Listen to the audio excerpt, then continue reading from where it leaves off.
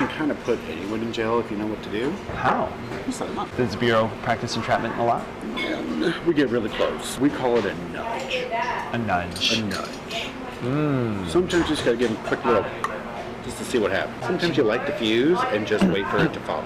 Nothing like putting on a fake social media thing to like really get people mad. Alex Jones. Yeah, so we were after him.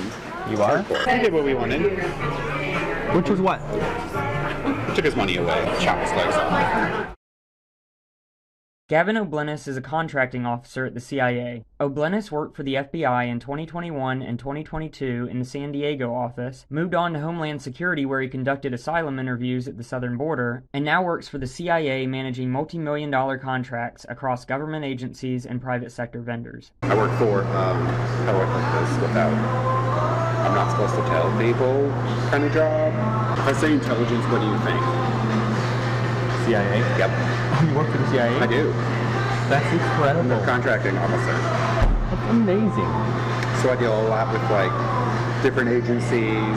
We're contracting with like Director of National Intelligence to do stuff. We do Navy, Army, any of them really. I just FBI. I used to work for the FBI, so they threw the FBI at me. They're like, "Here, you used to work there." Oh, I'm permanent. I'm Good. Yeah. Good. Well, why do they call it contracting? Because I do the contract authority. I do all the legal contracts. I fly out to vendors and evaluate them. I love the agency. Good for you. I like the Bureau too. The Bureau was a lot of fun. I got to do a lot of cool stuff with the Bureau. I was the guy in the back of the truck in the van. O'Blennis spoke to an undercover Sound Investigations reporter about his work experience involving near entrapment and his employer's involvement with political commentator Alex Jones's legal battles. As long as the Bureau is able to progress far enough to be able to put pro-lifers in jail whenever they want. Yeah. You think that's on the agenda? You can kind of put anyone in jail if you know what to do. How? You set them up.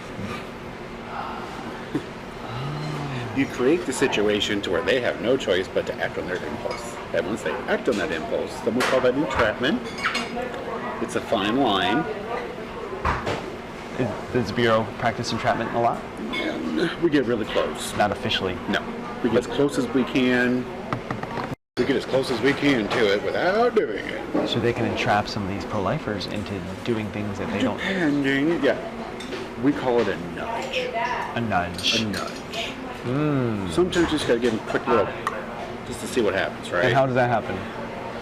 You put a post out there, or you have someone fake profile say something that triggers, that we know is going to trigger them, right? Like we already know your history. If we're to that point, we already know everything about it. So we're like, oh, this will piss them off. Oh. Sometimes you light the fuse and just wait for it to follow. Right? Like a rally, like a, so when a rally happens, that's sometimes the Bureau behind it? Yeah, sometimes. Nothing like putting on a fake social media thing to like really get people mad.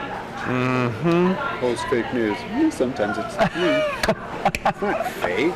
It's embellished a little bit. Who would be like a big influencer that you're after? You like a, I don't know, like I don't even know these names, like a Fox News person or like a Tucker Carlson or like... I'm sure he's on the radar, right? You always want the biggest and loudest. Like that, what was his name? The one that said the Sandy Hook didn't happen. Alex Jones. Yeah, so we were after him. You are? Are you still after him? Yeah. Why? Because he's broke. He got found guilty and had to pay like $100 million. So why were you after him? We're not anymore. Just to get the money from him? Yeah. Was that court case used? Was that a CIA Sure it thing? was. That was the agency thing? Well, actually it was a defamation case. So it's a civil, not government. But we were looking at all of his followers, commenting and following, like, who's that going to lead us to, right? So even though it's technically not our, well, not the agency definitely, but not the Bureau, for instance, yeah, that's not our purview. It's a civil matter. But since they got all this access to his stuff and it's there, what can we go find? And did you find anything? I can't tell you if we did. But, so, it's just kind of like, realize the opportunity that you have. So with Alex Jones, you were watching him long before anything ended up happening. Probably. It wasn't my office, but, I mean, we would have been well aware of what he was doing. And the goal with him was what? Just to bankrupt him? Oh, pretty much. And we let the families do it. And what? We let the families do it. Were they encouraged to do that by the Bureau? Like nudged? We don't encourage people, But like, we just say there's no federal statute being broken, but you do have the option for a civil case, and it's a pretty good case. nice. In our opinion. So, that makes so much sense. I have a cousin who's a lawyer. So that's a lot of these cases. They're kind of encouraged by the FBI. Yeah, like there's nothing federal law we can do, but civilly, we can go at him that way and chop his legs off. And they did. Yeah. So the FBI was happy. We didn't care. We were like, oh. Basically, the citizens did your job. Yeah. Wow, so you can encourage a civil lawsuit. Not encourage. Educate. What can you do with people like Alex Jones now? Because he's still out there. Yeah. He's still chirping. He can chirp. Are you still watching him? Yeah. Why? We did what we wanted. Which was what? Took his money away. We shut him up for a while. You're never going to shut him up permanently. Well, unless you put him in prison. But again, he didn't do anything to go to prison. Being ignorant is not a crime, though it should. It is. I mean, what? You could bring a nudge. He didn't incite a riot like Cheeto. He didn't encourage people to go shoot people. He didn't do anything. Additionally, O'Bleness states that he knows and works with FBI agents who were undercover in the January 6th Capitol riot, estimating about 20 field agents were there undercover. While O'Bleness notes that they were not involved in violence, this appears to be the first admission of undercover FBI agents in attendance. I thought you said that there were FBI agents in the crowd at J6. There always are when there's a big protest in D.C. Just in case it gets out of hand like that. But there wasn't enough to turn that tide. I mean, I'm talking they maybe have 20.